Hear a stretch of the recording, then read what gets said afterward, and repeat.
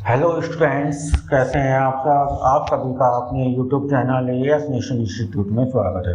आज मैं आप लोगों के साथ बात करूंगा क्लास 10th के चैप्टर 11 जिसका नाम है human I and the colourful world. Students, examination के लिए बहुत ही इम्पोर्टेंट टॉपिक है जिसमें हम आपके साथ डिस्कशन करेंगे ह्यूमन आई, जो मनुष्य की जो आँख होती है उसके वो किस तरीके से बनाई गई है कि जो हम कोई भी ऑब्जेक्ट देखने के लिए कैपेबल होते हैं और वो किसी भी ऑब्जेक्ट को देखने के लिए कैसे काम करती है, और जब हमारी आंखों में कुछ प्रॉब्लम आ जाती है तो उन डिफेक्ट्स के, उन समस्याओं के, परेशानियों के क्या क्या नाम है, और इसके द्वारा हमारे सराउंडिंग्स में, हमारे एटमॉस्फेयर में क्या क्या घटनाएं घटित होती हैं, उन सभी के बारे में हम डिटेल्स में जानकारी यहाँ प्राप्त करेंगे। तो चलिए शुरू करते हैं अपनी आज की क्लास। इसका नाम रहेगा human I and it's defect for class 10। और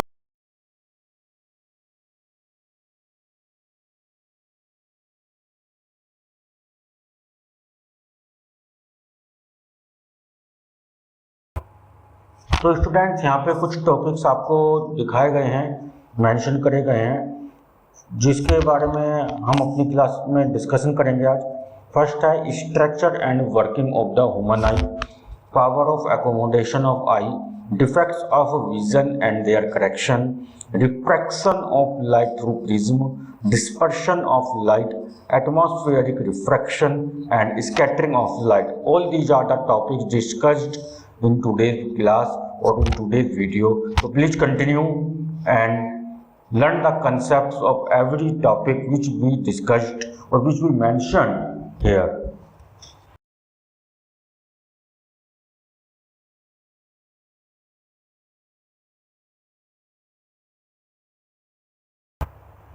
तो स्टूडेंट, चलिए फर्स्ट टॉपिक की शुरुआत करते हैं जिसका नाम है ह्यूमन आई। तो ह्यूमन आई के बारे में वर्किंग जानने से पहले सबसे पहले हम ये जानेंगे कि जो हमारी आई है उसमें जो वेरियस ऑर्गन्स होते हैं आइज़ के अंदर जो हमें दिखते हैं, जैसे आपका जिसकी हेल्प से हम देख पाते हैं, यानी कि लेंस, हमारी काली पुतली होती है, कहाँ कैसे देख पाते हैं, कैसे लाइट हमारी आइज़ के अंदर जाती है, इन सब चीज़ों के बारे में थोड़ा हम शॉर्ट में यहाँ पे जानते हैं कि हमारी आइज़ के अंदर क्या क्या छोटे छोटे पार्ट्स होते हैं। सबसे पहला आता है आपका eye lens. It act as a convex lens which focuses light. ये कॉन्वेक्स लेंस की तरह हमारा कार्य करता है, जिसका मेन काम होता है लाइट को फोकस करना, यानी कि ये लाइट को इकट्ठा करता है। उसके बाद आता है retina, light sensitive screen where image is formed. Retina एक वो पार्ट है हमारी ह्यूमन आई का जहाँ पर कोई भी ऑब्जेक्ट की इमेज बनती है और उसकी हेल्प वजह से ही हम किसी भी ऑब्जेक्ट को आसानी से देख पाते हैं।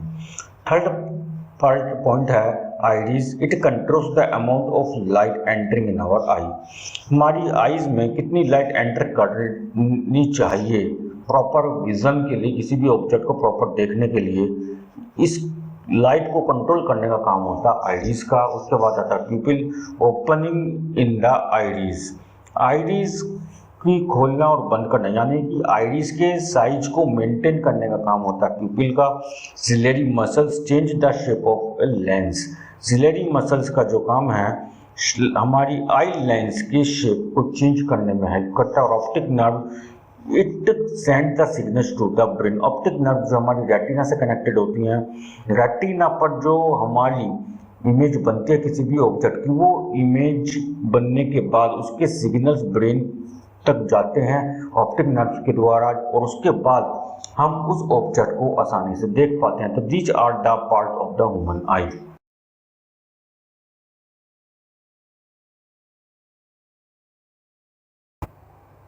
तो स्टूडेंट्स, यहाँ पे आप देख सकते हैं कि यहाँ पे जो है एक ह्यूमन आई का बहुत अच्छा वेल लेबल्ड डायग्राम आपको शो किया गया है। एग्जामिनेशन में कई बार पूछा भी जाता है कि आई का डायग्राम आप बना दीजिए, बनाने के लिए आ जाता है। तो यहाँ पे आप देख सकते हैं आई के हर एक पार्ट को क्या क्या नेम्स जो मैंने बताए हैं, और कुछ भी और डीपली नेम्स भी यहाँ पे दिए गए, और वो आईज के अंदर कहाँ कहाँ प्रेजेंट होते हैं ये काफ़ी अच्छे से यहाँ पे शो किया गया है। किस तरीके से हमारी लाइट जो है आई लेंस से होते हुए हमारी आइज के अंदर जाती है और रेटिना पर इमेज बनती है, और इमेज बनने के बाद ऑप्टिक नर्व्स के द्वारा ब्रेन तक सिग्नल्स पहुंचाती है, और जैसे ही ब्रेन को सिग्नल पहुंचता है उसके बाद हम उस ऑब्जेक्ट को देख पाते हैं। This is the complete structure of the human I diagram.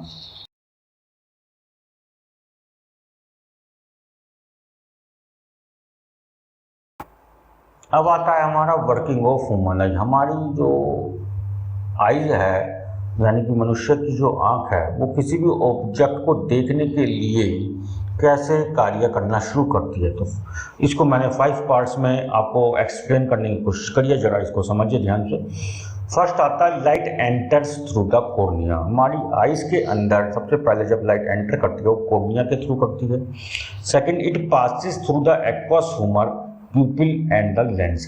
Cornea के थ्रू एंटर करने के बाद हमारी आंख के अंदर जो ये लाइट पास होती है वो एक्वस ह्यूमर यानी कि जो हमारा गीलापन होता है, जो नमीपन होता है, ठीक है, उसके थ्रू पास होती है, प्यूपिल के थ्रू एंड लेंस के थ्रू पास होते हुए रेटिना तक पहुंचती है। Lens focuses light on retina, और लेंस से जैसे ही लास्ट पास होती है वहाँ से लेंस से लाइट रे सीधी रेटिना पर गिरती हैं, और यानी कि रेटिना पर ये लाइट पहुंचती है। फोर्थ पॉइंट आता है image is formed upside down on the retina. Retina पर ऊपर की साइड, थोड़ा सा निचले हिस्से पे अपसाइड, ऊपर की साइड निचले हिस्से में हमारी ऑब्जेक्ट की इमेज बनती है, एंड जैसे ही इमेज बनती है तो रेटिना से आपकी ऑप्टिक नर्व कनेक्टेड होती है। उस ऑप्टिक नर्व्स के द्वारा सिग्नल्स जो है ब्रेन तक पहुंचते हैं, और brain interpret it as upright, और ब्रेन का जो अपराइट वाला हिस्सा है वहाँ पर उन सिग्नल को इंटरप्रेट करा जाता है कि क्या इमेज बनी है, और उसी समय पर जैसे ही ब्रेन के द्वारा उस सिग्नल्स को इंटरप्रेट करा जाता है यानी कि समझा जाता है, उसी समय उसी दौरान हमारी आइज जो है उस ऑब्जेक्ट को देखने के लिए कैपेबल होती हैं। ये हमारी ह्यूमन आई की वर्किंग होती है, जिससे आपको बताया गया कि लाइट, कोई भी लाइट है किसी भी ऑब्जेक्ट से जो आ रही है जिसको हम देख रहे हैं, वो लाइट हमारी आइज में कैसे एंटर कर रही है, कैसे पास होते हुए रेटिना पर इमेज बना रही है, और इमेज बनाने के बाद हम जो है उसको कैसे देख पा रहे हैं। It is the complete working of the human आई।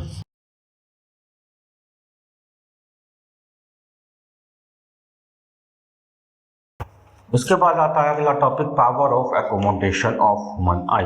हमारे जो आई है, जो हमारे मनुष्य की जो आंख है, उसकी क्षमता कितनी है देखने की, इसको हम बोलते हैं power of accommodation. Ability of eye to focus near and far objects by changing lens curvature. Eyes के अंदर जो हमारे लेंस लगे होते हैं उस लेंस के कर्वेचर को चेंज कर करके जो हम पास के और अनलिमिटेड डिस्टेंस के, पास के और अत्यधिक दूर के, पास के और दूर के जो ऑब्जेक्ट आसानी से हम देख पाते हैं, यही हमारी आइज की एकोमोडेशन पावर है, जिसको हम एबिलिटी के नाम से भी जानते हैं। It is the ability of the human eye. Second point आता है ciliary muscles adjust the focal length of the lens. अब बात ये आती है कि ये जो हमारी आई की जो एबिलिटी है नेचुरली, इसको मेंटेन कौन कर रहा है? हमारी आई लेंस के कर्वेचर को फार और नियर ऑब्जेक्ट, दूर और निकट के ऑब्जेक्ट के अनुसार उसकी लेंस के कर्वेचर को चेंज कौन कर रहा है? सिलेरी मसल्स हमारी आई में अंदर एक पार्ट होता है, आई का एक पार्ट है जो हमारी लेंस की फोकल लेंथ को चेंज करता है या उसको एडजस्ट करता है। जब हम दूर के ऑब्जेक्ट को देखते हैं, जब पास के निकट के ऑब्जेक्ट को देखते हैं, उसके अकॉर्डिंग हमारे लेंस के यानी कि आई लेंस के कर्वेचर को या उसकी फोकल लेंथ को चेंज कर देता है। और ये काम किसका होता है? सिलेरी मसल्स का होता है, जिसकी वजह से हमारी आई जो है, मनुष्य की जो आंख है, वो किसी भी दूर के ऑब्जेक्ट को या पास के ऑब्जेक्ट को आसानी से देख पाती है जब हम हेल्थी होते हैं, यानी कि स्वस्थ होते हैं, यानी कि हमारी आंखें पूरी तरह सही होती हैं। आपको जानकारी होनी चाहिए कि एक हेल्थी पर्सन की, स्वस्थ मनुष्य की जो आई होती है, जिसकी आंख में, आइज में कोई परेशानी नहीं है, कोई समस्या नहीं है, उसका जो नियर पॉइंट होता है 25 सेंटीमीटर होता है। यानी कि कोई भी व्यक्ति कम से कम 25 सेंटीमीटर की दूरी पर रखा हुआ जो ऑब्जेक्ट है वो नियर पॉइंट में आएगा, यानी कि वो आसानी से देख सकता है। और फार पॉइंट इन्फिनिटी, यानी कि वो कितनी भी दूरी पर रखा हो, अगर इमेज उस ऑब्जेक्ट की बननी है या उस ऑब्जेक्ट से हमारी आई की रेटिना पर लाइट आ रही है, तो उस ऑब्जेक्ट को हम देख पाते हैं, तो this is the power of accommodation of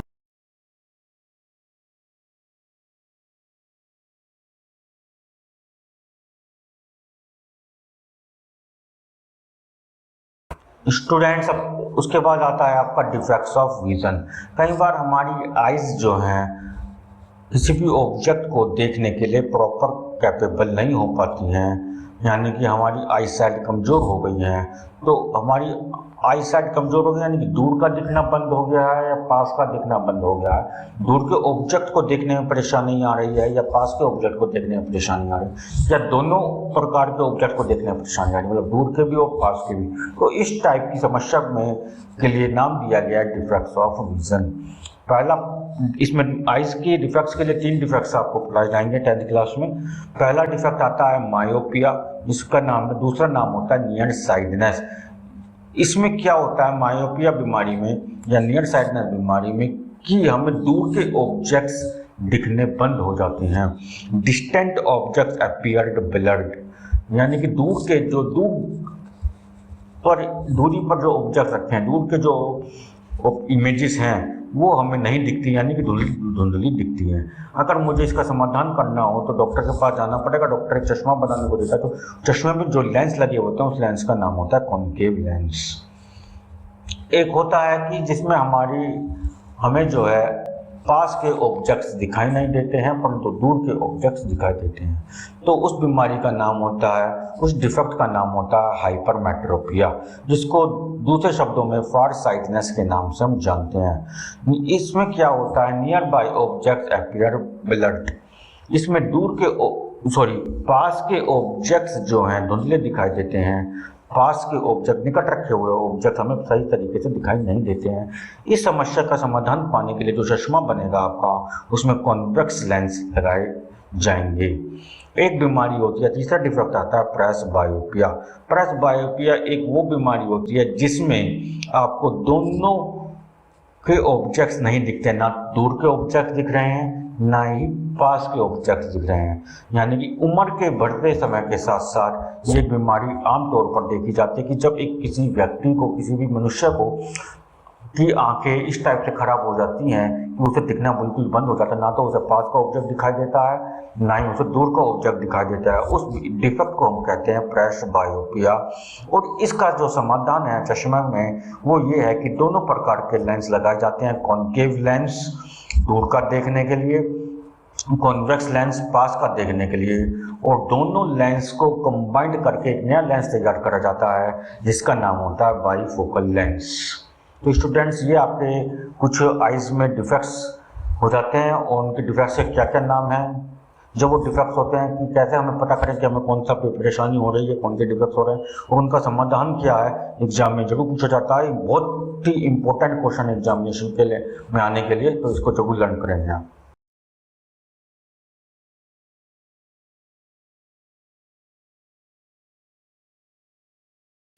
अब उसके बाद आता है आपका डिफ्रैक्शन थ्रू प्रिज्म। प्रिज्म के द्वारा डिफ्रैक्शन कैसे करा जाएगा। Prism bends light due to change in speed. आपने लाइट वाले चैप्टर में पढ़ा है कि रिफ्लेक्शन और डिफ्रैक्शन क्या होता है। यहाँ पे हम जो आपसे बात करेंगे वो बात ये करेंगे प्रिज्म के द्वारा रिफ्लेक्शन कैसे करा जाता है। और जो प्रिज्म होता है हमारा वो ट्रायंगुलर शेप में होता है, 3 डायमेंशनल ज्योमेट्री में, और गिलास का होता है। इसमें क्या होता है, prism bends light due to change in speed. एक आपकी लाइट आ रही है, प्रिज्म से जैसी वो टकराएगी यानी कि रिफ्रैक्ट होगी, टकराने के बाद वो लाइट जब बैंड हो जाएगी, और बैंड किसकी वजह से हुई, प्रिज्म की वजह से हुई, क्योंकि प्रिज्म का जो मटेरियल है वो गिलास है। और जैसी वो प्रिज्म से बाहर आएगी दोबारा वो बैंड हो जाएगी, क्योंकि अब वो उसका मीडियम चेंज हो गया है। तो यहाँ पे अगर आप डायग्राम में देखते हैं तो लाइन या रे PQ जो है, लाइट आ रही है सोर्स से, वो पॉइंट E पर प्रिज्म से रिफ्रैक्ट होती है और उसके बाद E से एफ पॉइंट तक वो प्रिज्म के अंदर रहती है, यानी कि लाइट जो है प्रिज्म से रिफ्रैक्ट होने के बाद बैंड हो जाती है, और एफ से वाले पॉइंट पर प्रिज्म की आउटर सरफेस से रिफ्रैक्ट होने के बाद वो दोबारा फार अवे चली जाती है, यानी कि दोबारा उसी एंगल से बाहर वापस निकलती है जिस एंगल से वो लाइट आ रही थी, और जब वापस निकलती है तो लाइन वो आर एस कहलाती है। इस तरीके से हमारा रिफ्रैक्शन थ्रू प्रिज्म का एक्सपेरिमेंट कंडक्ट किया जाता है। इसमें क्या होता है, light bends towards the base of the prism. इसमें जब लाइट प्रिज्म की सरफेस से रिफ्रैक्ट होती है तो प्रिज्म के बेस के तरफ लाइट जब बैंड हो जाती है, लाइट रे बैंड हो जाती है, इट कॉजेज एंगुलर डेविएशन, और बैंड होने के प्रोसेस को ही एंगुलर डेविएशन का कंसेप्ट कहा जाता है। और जब लाइट बैंड होती है तो उसको वहाँ पे एंगुलर डेविएशन कहते हैं, और जब लाइट आ रही है तो उस लाइट को इंसिडेंट रे कहते हैं, जो यहाँ पे पीई से रिप्रेजेंट करी गई है। जब लाइट रिफ्रैक्ट होने के बाद अंदर ट्रैवल करती है तो उसको कहते हैं रिफ्रैक्टेड रे, जो हम यहाँ पे ई और ई एफ से रिप्रेजेंट करी गई है। रिफ्रैक्टेड होने के बाद जब वो बाहर निकलती है तो कहलाती है इमर्जेंट रे, जो यहाँ पे एफ एस के द्वारा रिप्रेजेंट करी गई है। और यहाँ पे एंगल ए जो है एंगल ऑफ प्रिज्म को रिप्रेजेंट कर रहा है। जिस एंगल से लाइट प्रिज्म पे रिफ्रैक्ट कर रही है उसे कहते हैं एंगल ऑफ इंसिडेंस। और जिस डिफ्रैक्ट होने के बाद एट द पॉइंट ई तो कितने एंगल पर वो बैंड हुई उसे कहते हैं हम एंगल ऑफ रिफ्रैक्शन, और कितने एंगल पर वो बाहर निकली उसे कहते हैं angle of emergence, angle E. और लाइट के एंगल में कितना डिफरेंस आया with respect to the prism उसे हम कहते हैं एंगल ऑफ डेविएशन, जिसका प्रॉपर नाम आपका एंगुलर डेविएशन होता है प्रिज्म के कंसेप्ट में। तो इस तरीके से हमारा प्रिज्म में डिफ्रैक्शन का प्रोसेस कंडक्ट किया जाता है।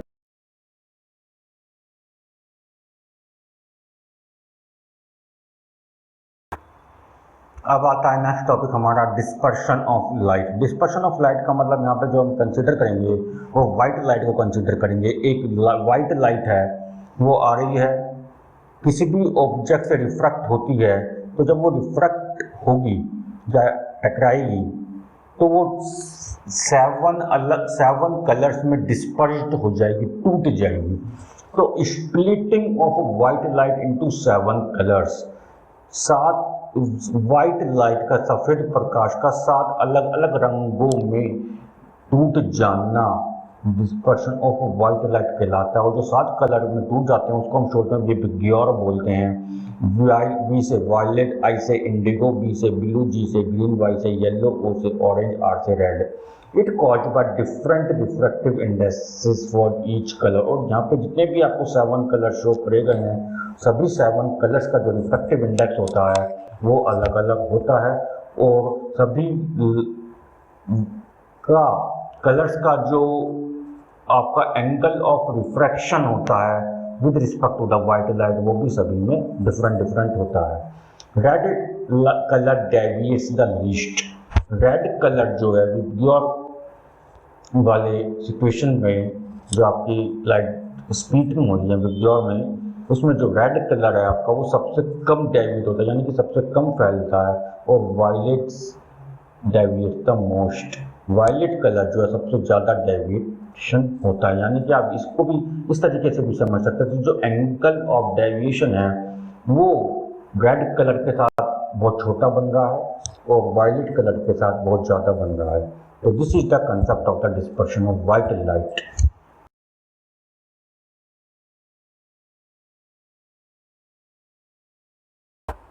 अब आता है स्टूडेंट्स हमारा नेक्स्ट टॉपिक जिसका नाम है रेनबो फॉर्मेशन। जब बरसात होती है, बरसात के मौसम में हम देख सकते हैं कि हमारा रेनबो यानी कि इंद्रधनुष किस प्रकार से बनता है। तो आइए जानते हैं कि इंद्रधनुष जब बनता है तो वहाँ पे क्या घटना घटित होती है आसमान में या स्काई में। It caused by the dispersion. अभी हमने डिस्पर्शन ऑफ लाइट का कंसेप्ट पढ़ा, रिफ्रैक्शन को हम पढ़ चुके हैं एंड रिफ्लेक्शन हम पढ़ चुके। इन सभी प्रोसेस के द्वारा इंद्रधनुष आपका आसमान में स्काई में बनता है। Caused by dispersion, diffraction and reflection of sunlight in rain drop. जब बारिश होती है तो मौसम में नमी होती है, एटमॉस्फेयर में रेन ड्रॉप्स होती हैं, वाटर ड्रॉपलेट्स होती हैं, तो आपकी जो सनलाइट है वो कंटिन्यूसली अर्थ पर आ रही है, ठीक है, जब सनलाइट आ रही है तो बीच में वो रेड ड्रॉप यानी कि या वाटर ड्रॉपलेट से टकराती है, तो वहाँ पे जैसे वो वाटर ड्रॉपलेट से टकराती है तो वहाँ पे डिस्पर्शन भी होता है, रिफ्रैक्शन भी होता है और रिफ्लेक्शन भी होता है। कैसे होता है इसको डायग्राम की हेल्प से समझते हैं।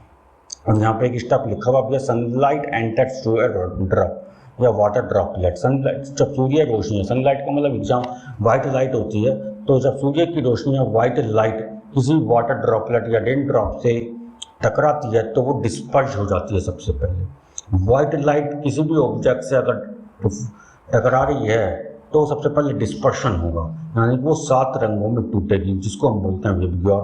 और टूटने के बाद वो रिफ्लेक्ट हो जाएगी। रिफ्लेक्ट होने का मतलब फैल जाएगी, और फैलने के बाद यहाँ पे जाएगी, और फैलने के बाद जब वो दूसरे एंड तक पहुंचेगी वाटर ड्रॉपलेट के, तो वहाँ से वो पॉलिश्ड सरफेस की तरह यहाँ पे काम कर रहा है, मिरर की तरह यहाँ काम कर रही है वाटर ड्रॉपलेट, और वो रिफ्लेक्ट हो जाएगी, यानी कि बाउंसिंग बैक हो जाएगी, वापस आ जाएगी। और जब वापस आएगी तो वाटर ड्रॉपलेट से वापस निकलते समय वो डिफ्रैक्शन हो जाएगी, यानी कि आर पार हो जाएगी और बेंड हो जाएगी at the angle of deviation, जो अभी हमने रिफ्रैक्शन थ्रू प्रिज्म में पढ़ा है। तो इस तरीके से हमारा जो है इंद्रधनुष बनता है।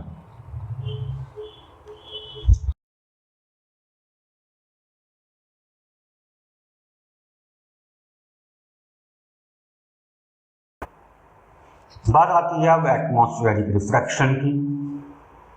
एटमॉस्फेरिक रिफ्रैक्शन के कंसेप्ट को एक्सप्लेन करने के लिए मैंने एक एग्जांपल लिया है यहाँ पर, कि जो भी हम नाइट में स्काई में स्टार्स देखते हैं, तारे जो हम देखते हैं चमकते हुए हमें दिखाई देते हैं, वो जिस पोजीशन पर हम अपनी आंखों से देख पाते हैं वो रियलिटी में, वास्तविकता में उस पोजीशन पर नहीं होते हैं। इसको डायग्राम से बनाने की मैंने कोशिश करी आपको समझाने की। पहले देखते हैं जरा इसको। Bending of light due two layers of air with different densities. हवा में अलग अलग बहुत सारी लेयर्स होती हैं गैसेस की, जिनकी वजह से जो लाइट आ रही है स्टार्स की या मून की हमारी पास, वो बैंड होती चली जाती है अलग अलग डेंसिटीज के वजह से। तो अब यहाँ पे स्टार्स का एग्जांपल कुछ इस प्रकार है। ओरिजिनल स्टार यहाँ पे आपका क्या है, बी पोजीशन पे है, और आपको जो दिखाई देगा वो बी डैश वाली पोजीशन पर दिखाई देगा। आपको लगेगा जब पृथ्वी पर खड़े होकर आप देख रहे होंगे कि स्टार हमारा बी डैश पोजीशन पर, परंतु हकीकत में वो बी वाली पोजीशन पे होगा। क्यों? क्योंकि लाइट जो आ रही है वो बैंड हो जाती है, पर हमें वो बैंडिंग लाइट रे फील नहीं होती है और हमें स्ट्रेट लाइन दिखाई देती है। तो this is due to the atmospheric refraction. Atmosphere से जब लाइट आ रही है वो कंटिन्यूसली वाटर ड्रॉपलेट वाले कंसेप्ट की तरह रिफ्रैक्शन होते हुए आती है, और जितनी बार भी वो रिफ्रैक्शन होगी उतनी बार वो लाइट रे बैंड होगी।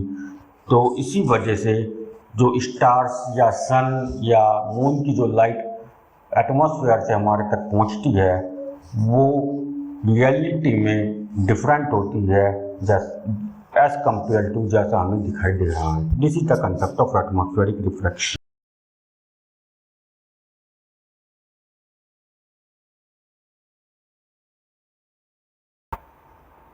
अब आता है हमारा लास्ट टॉपिक आज की क्लास का, जिसमें हम पढ़ रहे हैं स्कैटरिंग ऑफ लाइट, लाइट का स्कैटर हो जाना, फैल जाना। शॉर्टर वेवलेंथ, यानी कि कुछ वेवगाइड में कुछ कलर्स ऐसे होते हैं कि जो बहुत लाइट होते हैं, और कुछ ऐसे होते हैं जो बहुत डार्क होते हैं। तो उनमें से जो लाइट कलर होते हैं वो बहुत जल्दी फैल जाते हैं, जैसे ब्लू। तो shorter wavelength like blue colour scatter more, बहुत जल्दी फैल जाता है as compare to the longer wavelength. Longer एक लंबे वेवलेंथ के कंपैरिजन या डार्क कलर के कंपैरिजन में। अब क्वेश्चन यहाँ से इस टॉपिक से एग्जाम में यही बनता है कि why is the sky blue. Sky जो आसमान है हमारा वो नीला क्यों है? Blue light is scattered more. Blue light सबसे ज़्यादा स्कैटर्ड हो जाती है और सबसे जल्दी होती है, इस वजह से स्काई जो है हमें ब्लू कलर का अपीयर होता है। Why is the sunset red. जब सूर्य छिप रहा होता है, सूर्य निकल रहा होता है तो लालीपन हमें दिखता है, रेडिश कलर का हमें दिखता है। तो क्यों? Blue is scattered away red passes through. जब लाली छाती है, तो ब्लू तो हल्का कलर होता है, रेड डार्क होता है, तो इस वजह से ब्लू स्कैटर्ड है, ब्लू जो है छिप जाता है और रेड पासिस तो रेड उसके ऊपर आ जाता है, डार्क होता है, क्योंकि इस वजह से सूर्य छिपने और निकलने के टाइम पर जो है सूर्य जो है हमें रेडिश कलर का नजर आता है।